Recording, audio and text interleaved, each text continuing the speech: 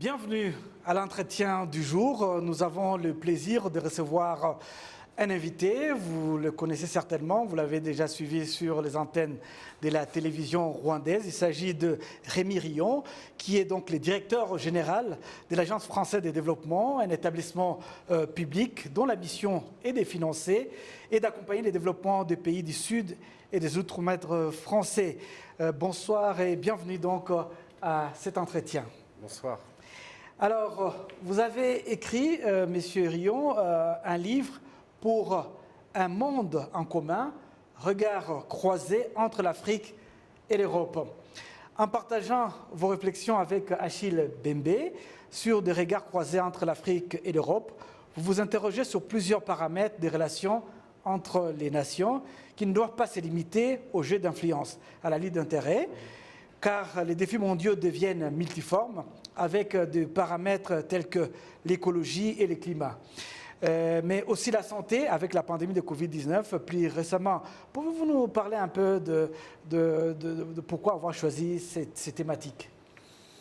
Alors d'abord, merci pour votre invitation, Patrick, et pour me donner l'occasion de vous présenter, de présenter à vos téléspectateurs ce petit livre-là qui est disponible, qui est sorti dans les librairies la semaine dernière, donc c'est tout chaud, c'est notre bébé, et vraiment en profiter pour remercier du fond du cœur mon ami Achille Bembe, qui est, vous le savez, un grand historien, philosophe, une figure morale africaine. Il est camerounais d'origine, il vit aujourd'hui à Johannesburg, c'est un citoyen de l'Afrique, c'est un citoyen du monde, connu dans le monde entier. Et puis c'est un critique exigeant, parfois de la France en Afrique, et puis très conscient aussi que le monde ne va pas dans la bonne direction, en fait, que nous sommes plongés dans des crises systémiques très profondes, la crise du climat. La température ici a augmenté de 1,4 degré depuis 1970, plus que la moyenne mondiale. Et vous en voyez sans doute l'impact sur l'agriculture, l'érosion des sols, la vie des populations. Une crise profonde de la nature, de la biodiversité, liée au climat d'ailleurs. Il y a à un moment des ruptures qui créent des crises et sur lesquelles il faut absolument avoir à la fois des moyens de prévention et puis des moyens d'action ensuite, parce que nous avons ça devant nous en fait. Donc je ne veux pas faire peur à vos téléspectateurs, je crois qu'ils le savent en fait. Oui. Et ils le ressentent aussi. Oui, absolument. Et le sens de ce livre et son titre, Pour un monde en commun, c'est vraiment de dire, c'est plus une question d'aide au développement, c'est plus une question de, il y a les uns d'un côté, les autres de l'autre. Il n'y a plus les pays riches, les pays pauvres, il faut cesser avec toutes ces divisions qui existent, je ne les méconnais pas, pour essayer de rassembler toutes les femmes et les hommes, les institutions, je dirige l'AFD, qui veulent s'engager pour la défense de ces biens communs, en fait. Alors, les réflexions que vous énoncez dans ces livres ont déjà trouvé écho dans le monde, car beaucoup s'interrogent déjà sur la refondation de l'ordre social en privilégiant le bien commun.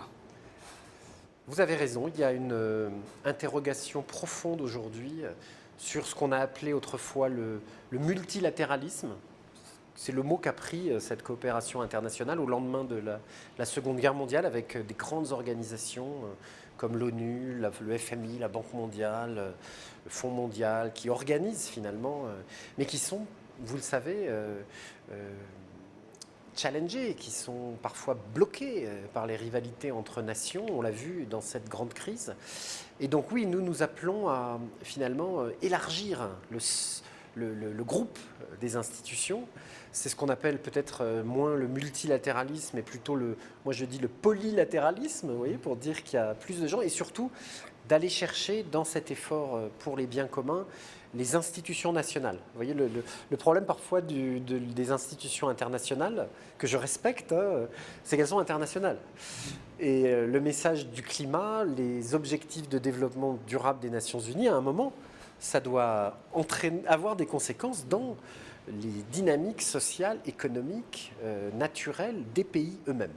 Et ce qu'on a trouvé peut-être on en parle un peu dans le livre avec Achille, c'est le rôle extraordinaire des banques publiques de développement.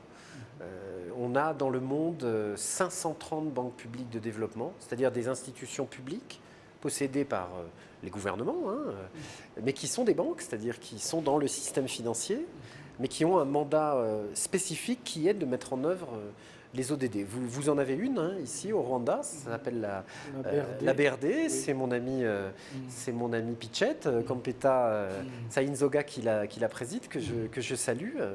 Elle veut transformer le système financier rwandais, elle veut aider les ministères, elle veut aider les populations, elle a fait un challenge pour l'accès à l'énergie, elle s'intéresse beaucoup à l'agriculteur, elle veut être ce lien finalement, vous voyez, entre le public et le privé, entre le court terme et le long terme, entre le global et le local.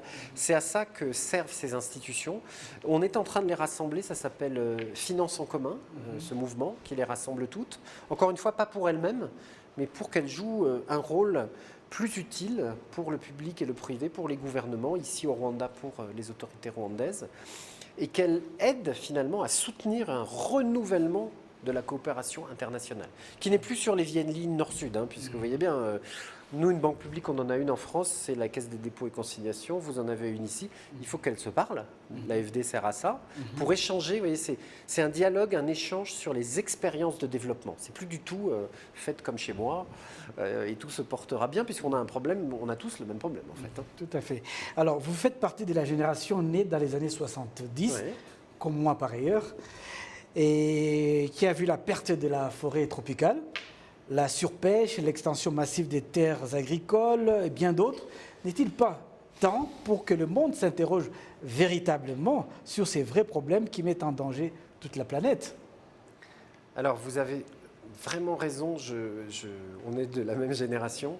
Quand vous regardez les courbes des grands problèmes que nous avons, effectivement, la déforestation, la consommation de viande, la pollution des océans, les émissions de CO2, de carbone, en fait, ça monte en gros gentiment jusqu'en 69-70, puis après, toutes ces courbes s'infléchissent comme une immense accélération depuis 1970 qui nous plonge finalement dans la crise que je décrivais. Et si on n'arrive pas à réinfléchir, sans doute sur un plateau, hélas, plus élevé, il va falloir vivre avec une température nettement plus élevée qu'avant l'ère pré-industrielle.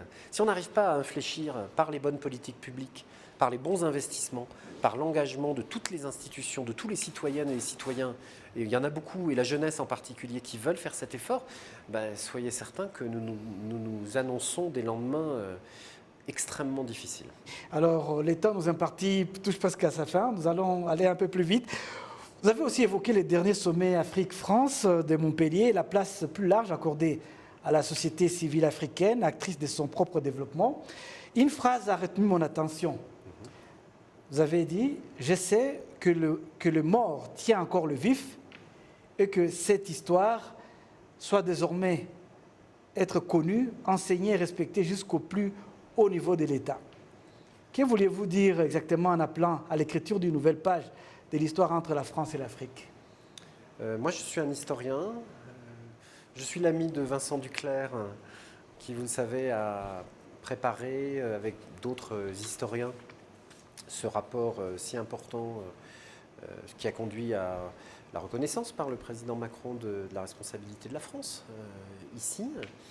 Et donc je pense qu'il faut, c'est la deuxième partie du livre, on a appelé ça « Dépasser l'héritage colonial ». Il y a d'autres héritages, je pense qu'il faut faire un travail de vérité, bien établir les faits, les enseigner aussi, encore une fois, pour les générations futures, de telle sorte qu'on puisse prendre appui sur une base solide pour renouveler, je dirais, reconstruire, aller plus loin dans notre relation. C'est vrai, et je crois que c'est ce qu'on est en train de faire, au fond, entre la France et le Rwanda, par un effort politique, par, j'espère, l'action de développement de l'AFD aussi, et par toutes les autres forces qui sont en train de nous aider, finalement, vous l'avez dit, à sortir de cette phase très difficile dans nos relations, et à aller vers, ça c'est le titre de la troisième partie du livre, Oui, exactement. vers C'est ce que j'allais poser une comme diplomatie, question. ce qu'on appelle une diplomatie du vivant. Oui. C'est-à-dire, je pense qu'entre l'Europe et l'Afrique, y compris en raison de l'histoire qui est la nôtre, mais aussi de notre conscience des problèmes planétaires, on peut être ceux qui inventons une nouvelle forme de diplomatie, qui est moins une diplomatie pour, je dirais,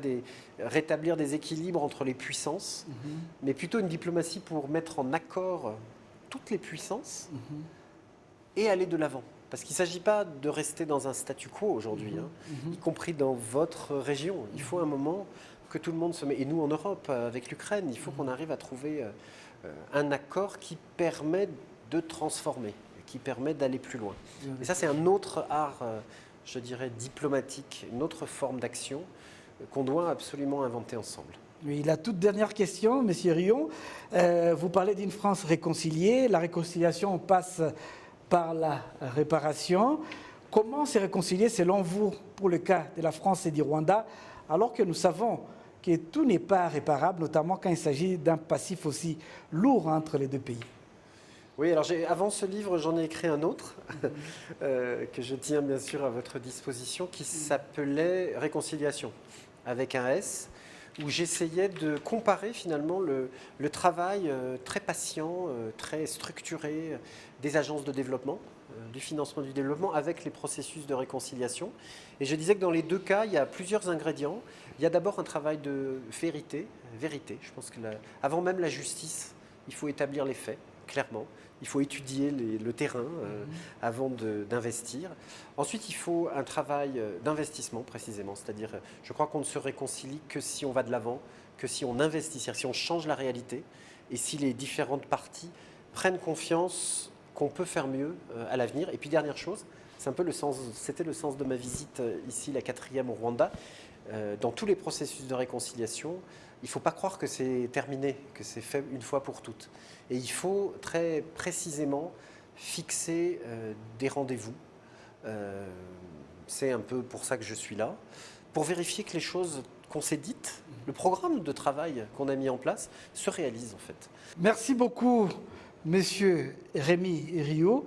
Je rappelle aux téléspectateurs que vous êtes donc le directeur général de l'Agence française de développement et que vous avez écrit ces livres qui parlent donc pour un monde en commun, regard croisé entre l'Afrique et l'Europe, que je recommande aux téléspectateurs de lire. Avec Achille Bembe. Avec Achille Bembe. Très important. Et ce livre est déjà sorti, vous pouvez donc le trouver déjà dans vos librairies.